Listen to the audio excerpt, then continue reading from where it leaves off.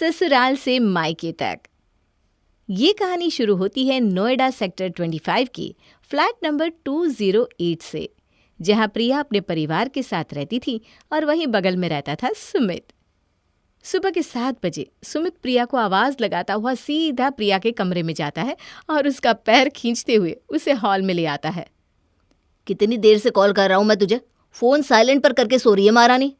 अरे पैर छोड़ता है कि नहीं तू, इरिटेट मत कर वरना मुक्का मार दूंगी। मोटी भैंस हो रखी है खा खा कर।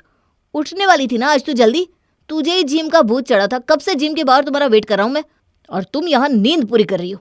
आवाज दे देकर मेरा गला फट गया। तो सो भी नहीं गया मैं, रात के 2 बजे तक तो तुम्हें चेस खेलना था, कैसे 6 बजे उठती मैं। अच्छा अब तो उठ गई है ना तू, जा, कब से तेरी राह देख रहा था बेचारा। वही तो आंटी, ऑफिस से छुट्टी ली थी मैंने सिर्फ प्रिया को मोटिवेट करने के लिए कि वो खुद को फिट देखकर पॉजिटिव फील कर पाए, और फिर मैं इसे ड्राइविंग भी सिखाता। पर अब देखिए। अच्छा तो मैं मोटी लगती हूँ ना तुम्हें। ठीक है सुमित, जाओ। मोटी सिर्फ मैं कह सकता हूँ तुम्हें, दैट्स माई लव। और कोई तुम्हें कुछ कह दे तो मुंह ना तोड़ दूं मैं। देखा कितना ख्याल रखता है तेरा सुमित।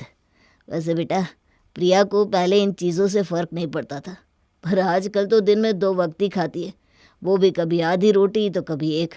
हम तो पूछ पूछ कर परेशान हो गए, पर बताती नहीं। मुझे तो लगा था कि तुम अपनी ड्रेस पे फिट आने के लिए जिम करना चाहती हो, पर यह सब क्या है प्रिया? तुम जैसी हो परफेक्ट हो, तुम्हें खाना छोड़ने की क्या ज़रूरत है? किसने बोला है? तुम्हें क्या मतलब मुझे क्या चीज़ कितना इफेक्ट करती है? तुम्हें तो बस मेरे पैर खींचकर उठाना होता है ना। सुमित समझ जाता है कि प्रिया को कोई ना कोई बात परेशान कर रही है। प्रिया, तुम तैयार हो जाओ, हम बाहर घूमने जा रहे हैं। और प्रिया का हाथ पकड़कर सुमित बिल्डिंग की दूसरे विंग में ले जाता है। तभी उस विंग से कुछ लड़कों का झुंड आता है और प्रिया को मोटी मोटी कहकर चिढ़ाने लगता है। अरे मोटी, जरा वजन तो कम कर ले। मुझे लगा ही था कि विक्रम के बच्चे का ही किया था रहा है ये। और बिना कुछ सोचे समझे सुमित विक्रम का कॉलर पकड़कर उसे मारने लगता है। प्रिया तेरी गर्लफ्रेंड है क्या? अरे मैंने उसे कुछ बोला तो तुझे गर्मी क्यों लग रही है? शादी करेगा क्या उससे? नहीं ना, यूं ही घुमाकर छोड़ देगा ना, तो फिर ये ड्रामे क्यों कर रहा है? प्रिया मेरी सब कुछ है, और उसे कोई कुछ बोलेगा तो मैं उसे फोड़ दूंगा। सुमित और विक्रम की लड़ाई देखने पूरी सोसाइटी इकट्ठा हो जाती है। ये सब क्या कर रहा है सुमित, कहीं उसे चोट ना लग जाए। अपनी बचपन की दोस्त की रक्षा कर रहा है। सही बात है, फोड़ देगा तू मुझे। हाँ, हर जगह लेकर घूमता है, चप्पा चप्पा जानता है। तू उसके घर के आगे पीछे घूमता रहता है, फिर कौन शादी करेगा इससे? प्रिया और मेरी शादी बचपन में हो चुकी है। जिस दिन मैंने इसे दोस्त बनाया था तब से उसे अपना सब कुछ मान लिया था, तो हमारे फेरे की तू तो चिंता मत कर। ये ले तू। इन सब से घबराकर प्रिया सुमित के गले लग जाती है। देख लिया सुशीला जी, मैंने तो कहा था, अब बेकार में फिक्र कर रही हैं। पर इतने लोगों के बीच में जो सुमित ने कह दिया, उससे हमारी बेटी की इज्जत पर फर्क पड़ सकता है। जिसने ये बात कही है अब वही इस बात को पूरा भी करेगा। वैसे भी बच्चे बचपन से साथ रह रहे हैं। मैं तो हमेशा से चाहता था कि मेरे घर बहू बनकर प्रिया ही आए, और अब ये सब देखकर लग रहा है सुमित खुद प्रिया को लाना चाहता है। इन सब के बाद सभी सुमित के घर पहुंचते हैं, जहां पर प्रिया सुमित की मरहम पट्टी कर रही थी। मैं ना रहूंगी ना सुमित, तो न जाने तुम्हारा क्या होगा। कितनी चोट लगा ली तुमने, कुछ हो जाता तो। मैं कभी ये बर्दाश्त नहीं कर सकता कि तुम्हें कोई कुछ बोले प्रिया, और जब तक तुम हो मुझे कैसे कुछ हो सकता है? और अगर ये चली गई तो? चली गई क्या, जाना ही है एक ना एक दिन उसे अपने ससुराल। नहीं, प्रिया कहीं नहीं जाएगी पापा। और ऐसी बात है तो बोलो प्रिया, कब करनी है शादी? कल कर ले। किसी काम की नहीं हो तुम। ऐसे कोई प्रपोज करता है क्या लड़की को? तू लड़की है, किसने बोला? और जब तेरे साथ ही रहता आया हूं तो प्रपोज करने की क्या जरूरत है मैडम? जहां तक रही प्रपोज की बात, वो तो तुम अब शादी के दिन ही देखना। और बिना देरी किए दोनों परिवार सुमित और प्रिया की शादी की तारीख निकालना शुरू कर देते हैं। पंडित जी को बुलाकर एक तारीख फाइनल कर दी जाती है और फ्लैट नंबर 208 से प्रिया जी की शादी हो जाती है 207 में। विदाई के वक्त मेरी लाडली मुझे छोड़कर जा रही है, मुझे नहीं जीना। मेरे जीवन की जमा पूंजी मेरे जीवन से जा रही है।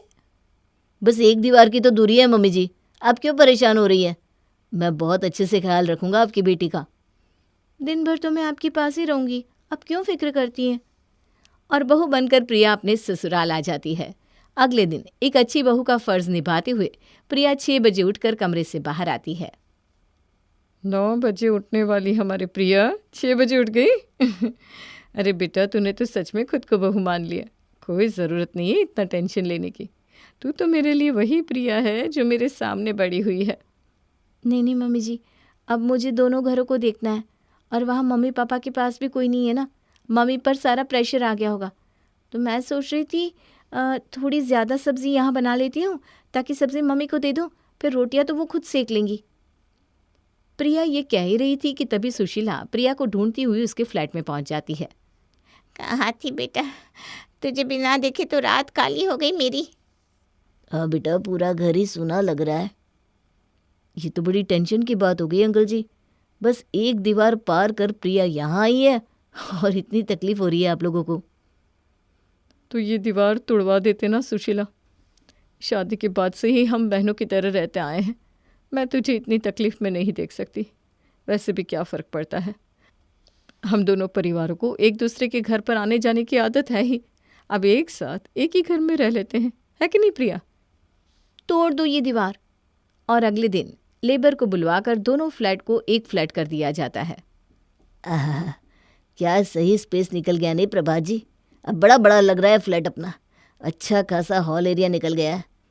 अब जब वो विनीत कहेगा ना उसका फ्लैट 4 BHK है, तो हम भी कह देंगे वही हमारा तो 6 BHK है।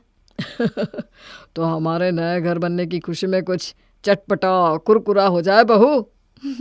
अभी पापा जी बस 15 मिनट दीजिए, अभी लेकर आई। और प्रिया रसोई में जाकर आलू के पकोड़े तलकर लेकर आती है। ये हुई ना बात। प्रिया बिल्कुल मेरा ही बच्चा है सुशीला जी। जी प्रभात जी। वैसे बेटा तुझे पता है ना मुझे शुगर है।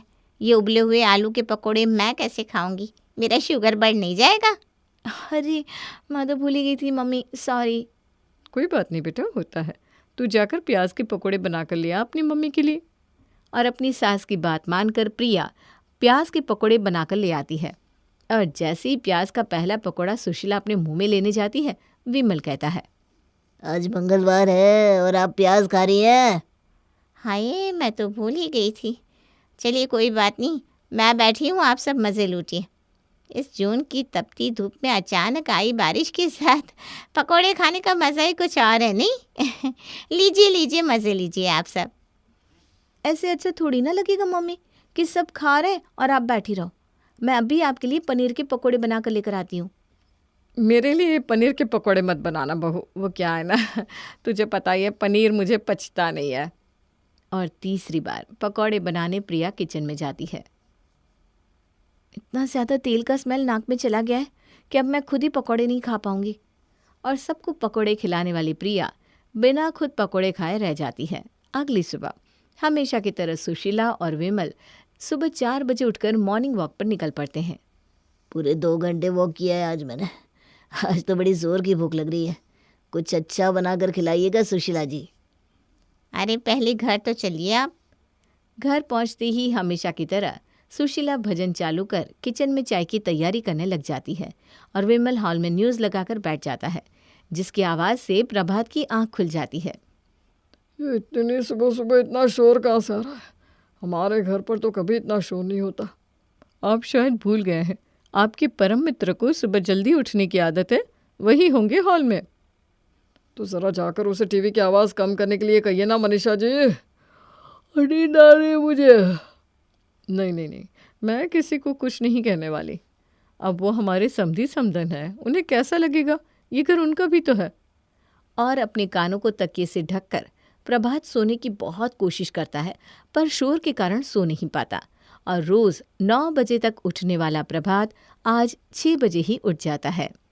चाय बन गई जी? हाँ बस ला रही हूँ। 2 कप और बना लीजिए मैडम, आपके समधी समधन जी आ गए हैं बाहर। सुशीला सभी के लिए बाहर चाय लेकर आती है और सभी को देती है, जिस पर प्रभात कहता है, एक तरफ तो भाभी जी आप लोग मॉर्निंग वॉक पर जाते हैं और फिर खाली पेट चाय पी लेते हैं। नहीं बाबा नहीं, मैं तो खाली पेट पहले गर्म पानी में नींबू डालकर पीता हूँ। और Manisha ji bullet proof coffee. तभी प्रिया अपने कमरे से बाहर आकर कहती है, तो मैं बना देती हूँ ना कॉफ़ी और लेमन वाटर पापा जी। प्रिया अपने ससुर जी के लिए गर्म पानी लेकर आती है, जिसके बाद वो वॉशरूम जाकर आते हैं और पसीने से लथपथ बाहर आते हैं। क्या हो गया जी आपको? पसीने से भीग कैसे गए? भीगूंगा ही ना। सुबह 9 बजे उठकर 10 बजे फ्रेश होने वाला आदमी सुबह के 6:30 बजे फ्रेश हो रहा है। पेट साफ ही नहीं हो रहा, ऊपर से जल्दी उठने के कारण सर में दर्द हो गया सो अलग। एक कप चाय तो पीकर देखिए प्रभात भैया, सब कुछ साफ हो जाएगा। मुझे तो कुछ गड़बड़ नजर आ रही है। और इस तरह सुबह का समय तो पार हो जाता है और फिर बारी आती है नाश्ते की। नाश्ते में क्या बना लूं मम्मी? पोहा बना ले बेटा। पर इतनी जल्दी नाश्ता बनाने की क्या ज़रूरत है? 11 बजे के पहले तो मुझे भूख ही नहीं लगती। रोटी के बिना तो हमारा नहीं चलता, तू जानती है ना बेटा। और ज़रा जल्दी करना, फिर पापा को काम पर भी निकलना है। तो एक काम करती हूँ मम्मी, मैं अब रोटियाँ बना लेती हूँ, उसके बाद पापा जी मम्मी जी के लिए पोहे बना लूँगी। और प्रिया अपने सास ससुर के साथ अपने माँ बाप का मनपसंद खाना बनाने रसोई में चली जाती है। पहले पहले तो उसे ये सब आसान लग रहा था, पर वो नहीं जानती थी कि अब यही सब उसे कितना भारी लगने वाला था। दोपहर के वक्त प्रिया कपड़े धोने जाती है। वॉशिंग मशीन की आवाज़ सुनकर मनीषा कहती है, ये किस चीज़ की आवाज़ आ रही है बहू? वो कपड़े धोने डाले ना मैंने मशीन में। मम्मी जी आप भी दे दीजिए अपने कपड़े, पापा के तो मैंने डाल दिए। क्या? ये क्या किया बहू तूने? हो गया सत्यानाश। वॉशिंग मशीन के कारण बिजली का बिल कितना बढ़ जाता है पता भी है तुझे बाबू? ऊपर से मेरे कपड़े खराब हो जाएंगे सो अलग।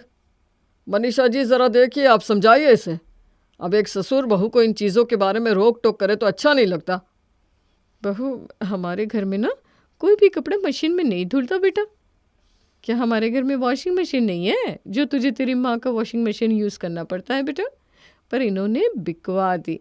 बिजली का बिल इतना आता था, ऊपर से मशीन की आवाज़ से ना मुझे माइग्रेन हो जाता है बहू। ये गलत कह दिया दीदी आपने। मैंने कभी आपको अपनी समधन माना ही नहीं, हमेशा सगी बहन माना। पर अपनी माँ का वॉशिंग मशीन बोलकर आपने साबित कर दिया कि अब हम सहेलियाँ नहीं समधन हो गए हैं। मतलब मुझे हाथ से कपड़े धोने पड़ेंगे? और मम्मी को तो रोज़ बेडशीट और पिलो कवर निकालने की आदत है, इतने कपड़े मैं हाथ से कैसे धोऊंगी? ओह गॉड। और इसी तरह दोनों परिवारों की पसंद नापसंद में पिस जाती है प्रिया। किसी को सुबह जल्दी उठना है तो किसी को लेट, किसी को पहले नाश्ता करना होता है तो किसी को लेट, कोई प्याज खाना पसंद करता है तो किसी को अदरक और मिर्ची पसंद नहीं, किसी को मसाले बहुत ज़्यादा पसंद है। और इसी सब के कारण एक दिन में 6 बार प्रिया को खाना बनाना पड़ रहा था। ऑफिस से वापस आकर अपनी नई नई दुल्हन से मिलने सुमित किचन में जाता है। सुबह मैं तुम्हें किचन में छोड़कर गया था, अभी तक तुम किचन में ही हो। रात के 10 बज रहे हैं बाबू। पापा जी मम्मी जी तो 8 बजे डिनर कर लेते हैं, पर मेरे पेरेंट्स को रात को 12 बजे खाने की आदत है, तो 10 बजे ही खाना बनाना पड़ेगा। और पापा ठंडा खाना खाना ही नहीं चाहते। देखो, तुम पर इन सब के कारण बहुत ज़्यादा प्रेशर आ गया है प्रिया। एक काम करते हैं, हम कुक रख लेते हैं। मैंने सोचा था कुक रखने का सुमित, एक मेड को फ़ोन भी किया था, पर जैसे ही उसने सुना कि एक ही घर में 2 परिवार रह रहे हैं, उसने तो आने से ही मना कर दिया। तभी किचन में आपस में बात कर रहे प्रिया और सुमित को किसी के चिल्लाने की आवाज़ आती है। दोनों भागते हुए बाहर आते हैं, जहां देखते हैं कि उनके पेरेंट्स आपस में झगड़ रहे हैं। हर रोज़ तुम्हारे टीवी के चक्कर में मेरी नींद खराब हो जाती है विमल। अब टीवी बंद कर दे, दिमाग खराब मत कर मेरा। अरे आज इंडिया पाकिस्तान का मैच है भाई, मुझे मत बोल टीवी बंद करने के लिए। आज टीवी बंद नहीं होगा। होटल समझ के रखा है क्या? ये मेरा घर भी है। एक तो जब देखो टीवी ऑन करके बैठा रहता है, एक सेकंड मुझे रिमोट नहीं मिलता टीवी का। शांत हो जाइए विमल भैया, आपकी समधी लगते हैं, अब आपके दोस्त नहीं रहे ये। यहाँ बात दूसरी हो जाएगी। समझी लगते हैं तो क्या मेरे सर पर नाचेंगे? अब बात दूसरी हो या तीसरी मुझे फर्क नहीं पड़ता। हर वक्त मैं क्यों एडजस्ट करूं? हर वक्त मुझे कॉफ़ी के बदले चाय क्यों पीने को मिलती है? बहू लाए हैं, पर बहू लाने का कोई फ़ायदा मुझे नहीं मिल रहा। ये सब देखकर बात को बढ़ने से रोकने के लिए सुमित अपने सास ससुर को अलग कमरे में ले जाता है और प्रिया अपने सास ससुर को अलग कमरे में। छोड़िए ना पापा जी, मेरे पापा को तो शुरू से ही ना खटखट करने की आदत है। आप तो उनका नेचर जानते हैं ना, नींद ना होने से कितना चिढ़ जाते हैं वो। टेंशन मत लीजिए, मैं अपने फ़ोन पर आपको मैच लगा कर दे देता हूँ। और मम्मी आप बैठिए, मैं आपके पैर पर तेल लगा देता हूँ। आर्थराइटिस की प्रॉब्लम है ना आपको, आज तो मालिश भी नहीं हुई आपकी। यहाँ सुमित अपने सास ससुर को समझा रहा था तो वहाँ प्रिया, तेरे परिवार में एक तू ही समझदार निकली बेटा, वरना सबके सब गंवार हरकतें करते हैं। बता, हमारा एक ही तो बेटा है, वो भी दिन भर उनकी गुलामी करता रहता है, तुझे भी कहाँ समय दे पाता है वो। नहीं मम्मी, रात के वक्त तो मैं और सुमित साथ में ही रहते हैं। पर इन सब के कारण तुझ पर तो कितना बोझ आ गया ना बहू। और वो बेचारा खुद ऑफिस से थक हार के घर आता होगा, और तुम दोनों के बीच में सब सही होता तो अब तक हमें गुड न्यूज़ नहीं मिल जाती क्या। इन दोनों फ्लैट को एक हुए आज 3 महीने हो गए हैं, पर रोज वही की वही लड़ाइयाँ। और दोनों परिवारों की लड़ाइयाँ दिन पर दिन बढ़ती जाती हैं। और फिर आता है बिजली का बिल, जिसे देखते ही प्रभात का पहरा चढ़ जाता है। 10,000 बिजली का बिल 6 लोगों में, और चलाओ वॉशिंग मशीन। सिर्फ वॉशिंग मशीन का इतना बिल नहीं आता भैया, वॉशिंग मशीन तो हम भी यूज़ करते थे। गर्मी का वक्त है ना, एसी भी तो चलता है। हमारे कमरे में तो बस रात को ही एसी चलता है सुशीला। फिर तो मुझे आर्थराइटिस है मनीषा बहन, मेरे कमरे में तो एसी चलता ही नहीं, तो कौन चला रहा है एसी। और इस रोज रोज की चिक चिक से परेशान होकर सुमित कहता है, अगर दोनों परिवार एक साथ रहेंगे तो ये प्रॉब्लम कभी भी सुलझने वाली नहीं है मम्मी। परिवार को आपस में जोड़े रखने के लिए उनके बीच थोड़ी सी दूरियां बनाए रखनी बहुत ज़रूरी है। हम सब एक दूसरे की लाइफ में इतने घुस गए हैं कि कोई किसी की इज्जत ही नहीं कर रहा, ना ही कोई किसी को स्पेस दे रहा। दोनों परिवारों की लाइफस्टाइल बहुत अलग है। मुझे लगता है हमें वापस से दोनों फ्लैट को सेपरेट कर देना चाहिए। अंबुजा सीमेंट की ऐसी दीवार बनाओ कि जो अब की बार टूटे ही नहीं। और जैसे ही दोनों फ्लैट अलग होते हैं, दोनों परिवारों के बीच की अनबन अपने आप सुधर जाती है।